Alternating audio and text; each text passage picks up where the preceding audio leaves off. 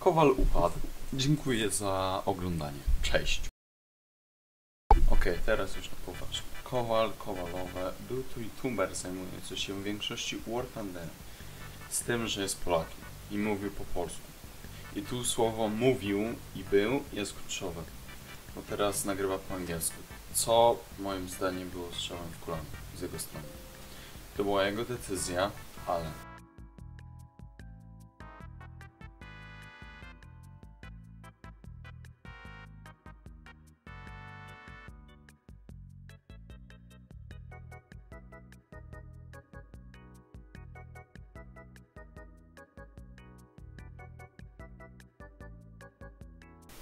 Jedna piąta pieniędzy, no, jest powodem na zmianę, ale przerzucanie się z polskiego na angielski nie było dobrym pomysłem, bo zamiast się rozrastać, to idzie w drugą stronę, mianowicie fala unsubów, dislike'ów i ludzie tylko czytają komentarze pod jego filmami, bo oglądać im się nie chce. Kowal, to była twoja decyzja, tylko twoja.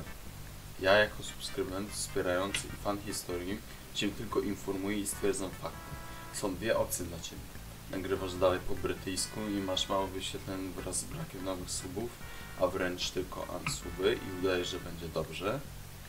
Druga opcja jest taka. Wracasz do polskiego, nagrywasz jak za danych czasów, cieszysz się 1/5 zerówką zamiast 1/10.